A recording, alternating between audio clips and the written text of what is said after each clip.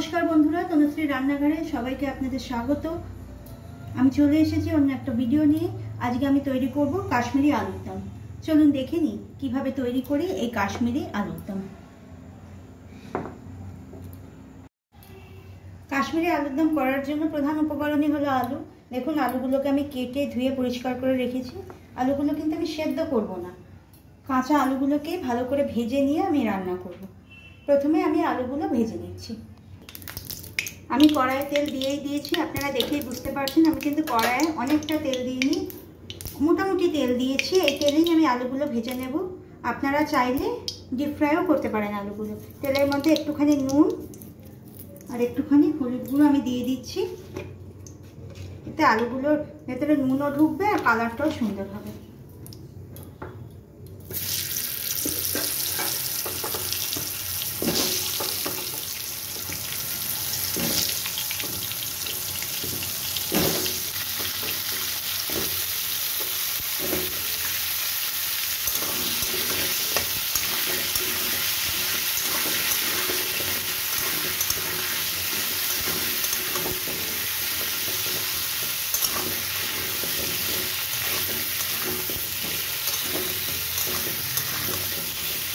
এই সময় গ্যাসের ফ্লেম আমি লোতেই রেখে দেবো। ধীরে ধীরে আলুগুলোকে ভাজবো আর চাপা দিয়ে দিয়ে ভাজবো, তাহলে আলুগুলো ভাজাও হবে আর নরমও হবে। আলুটা ভাজা হতে হতে আমি দেখে নিই রান্নার জন্য আমার আর কী কী উপকরণ লাগছে।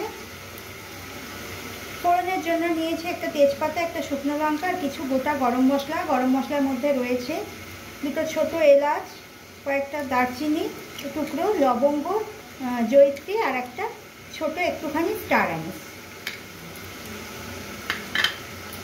নিয়েছি 2 টেবিল স্পুন টক দই, হলুদ, নুন, চিনি, নুনটা স্বাদ মতোই দেবেন আপনারা।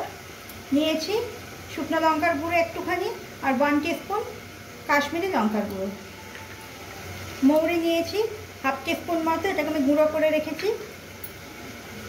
আর এখানে 1.5 ইঞ্চি আদা আর 4টে পাকা লঙ্কাকে আমি পেস্ট করে রেখেছি। নিয়েছি কটা কাজু আর আমন্ড। আমি কাজু আর আমন্ডটাকে আধ ঘন্টা আগে ভিজিয়ে রেখেছিলাম। 1 টিস্পুন পোস্ত। আমি কাজু, আমন্ড আর পোস্তটাকে মিক্সিতে দিয়ে একটা ফাইন পেস্ট বানিয়ে নেব। এবার আমি টক দইটার সাথে নুন, হলুদ, মিষ্টি এগুলো সব মিশিয়ে দেবো। চিনি দিয়ে দিলাম, নুন, চিনিটা পরে নিয়ে আমি চিনিটা দিয়ে দিচ্ছি চামচ দিয়ে করে। হলুদ,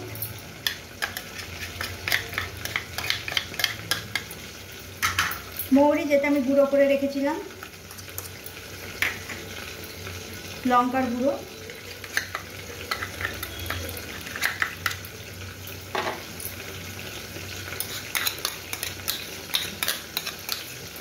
এই সব কিছু দিয়ে একটা পেস্ট বানিয়ে রাখছি।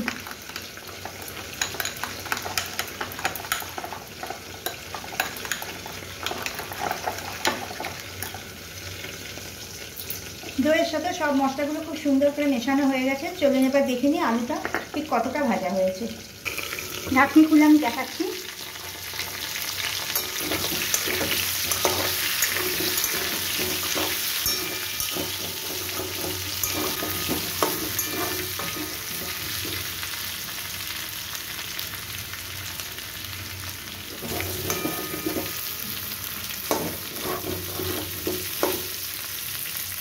খানিকটা ভাজা হয়েছে, আরও 3-4 মিনিট এইভাবে চাপা দিয়ে আমি আলুটাকে ভেজে নেব।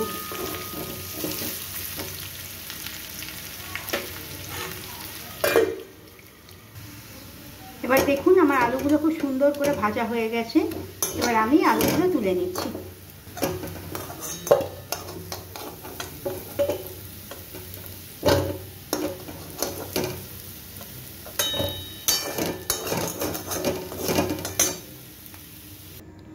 আমি আলুগুলো তুলে নিয়ে ওই কড়াইয়ের মধ্যে আর একটু তেল দিয়ে দিয়েছি, দিয়ে এবার ফোড়নটা ওর মধ্যে দিয়ে দিচ্ছি।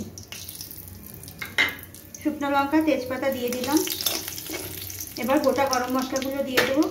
গরম মশলাগুলো আমি একটুখানি থেঁতো করে নিয়েছি।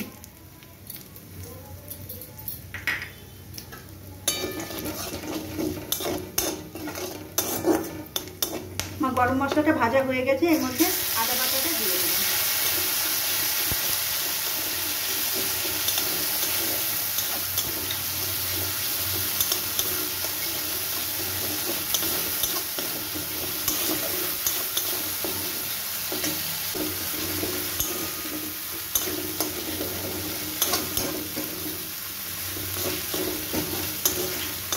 আমার আদাটা ভাজা ভাজা হয়ে গেছে। এবার এর মধ্যে টক দইয়ের যে পেস্টটা করে রেখেছিলাম ওটা দিয়ে দিচ্ছি।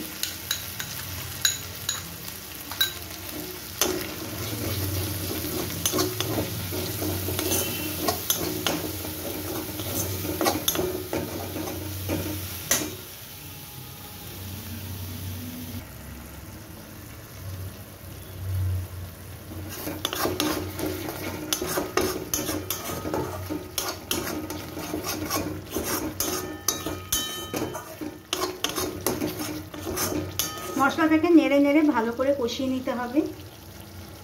3 থেকে 4 মিনিট আমি এটাকে ভালো করে কষিয়ে নেব।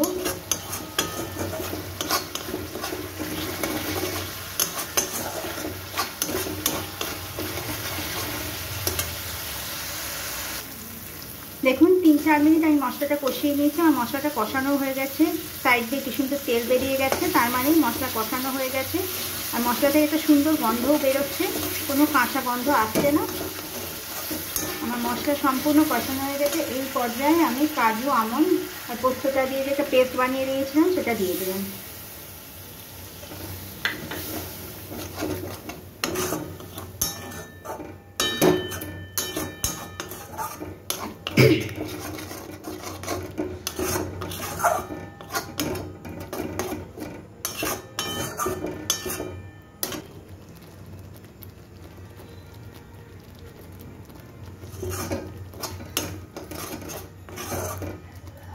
কাজু আমন্ড পেস্টটা দিয়ে 1-1.5 মিনিট আমি ভালো করে নাড়াচাড়া করে তারপর আলুটা এর মধ্যে দিয়ে দেবো।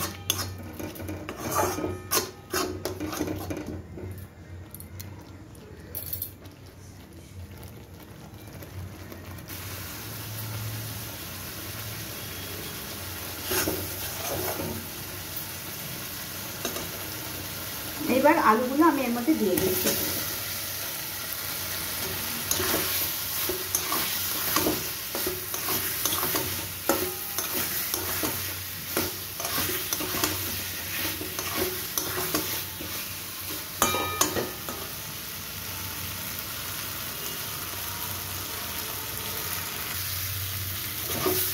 আলুটা দিয়ে মশলার সাথে ভালো করে নাড়াচাড়া আমি করে নিয়েছি। এইবার এর মধ্যে একটুখানি আমি জল দিয়ে দেবো।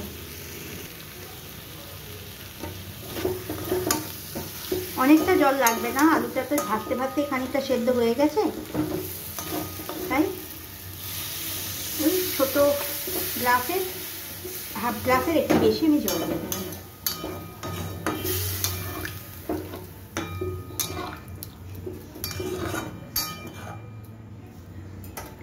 এবার আমি এটাকে চাপা দিয়ে দেব। চাপা দিয়ে মিডিয়াম হিটে 5 থেকে 7 মিনিট এটাকে আমি রান্না করে নেব। চলুন এবার খুলে দেখি আলুর দমটা কি অবস্থায় রয়েছে।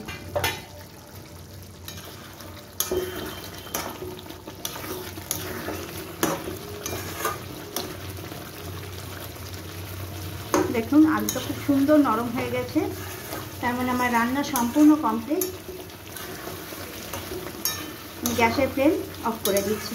আমি এবার এটাকে সার্ভিং বলে ঢেলে নেব।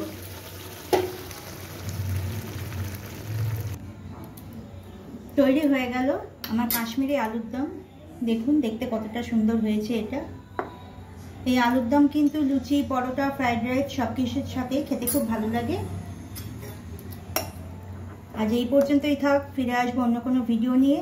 আপনারা ভালো থাকবেন আর সুস্থ থাকবেন। আর আমার রান্না যদি ভালো লেগে থাকে তাহলে প্লিজ আমাকে লাইক, শেয়ার আর সাবস্ক্রাইব করবেন।